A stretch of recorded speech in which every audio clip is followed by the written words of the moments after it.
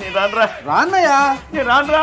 ఏంటన్నయ్య స్కూల్ పిల్లలు కూడా సమ్మర్ హాలిడేస్ 2 నెలలే తీసుకుంటారు, నువ్వు 2 సంవత్సరాల హాలిడేస్ తీసుకుంటున్నావు అసెంబ్లీ రాకుండా. రానంటావేంటి?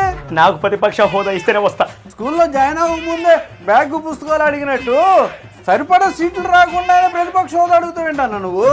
యష్ నేనంతే. కనీసం నిన్ను గెలిపించిన పులివెందుల ప్రజల కోసం అన్న అసెంబ్లీలో నీ ఫేస్ చూపించన్నా. అసెంబ్లీకి వెళ్ళి ఆ చంద్రబాబు పవన్ కళ్యాణ్ డైరెక్ట్ గా ఫేస్ చూడలేను రా.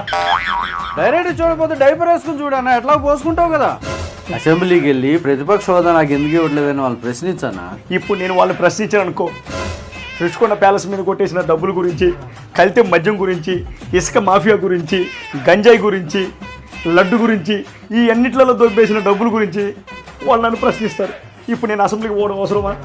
ఇప్పుడు నీ కళ్ళు పెద్దవి చేసి చూపించి వాళ్ళని బెదిరించాను అసెంబ్లీలో. ఇప్పటికే లండన్ టాబ్లెట్లు రోజుకు 10 వాడుతున్నా. నువ్వు చెప్పింది చేస్తే 30 వేసుకోవాల్సి వస్తుంది. మనకు అవసరమా?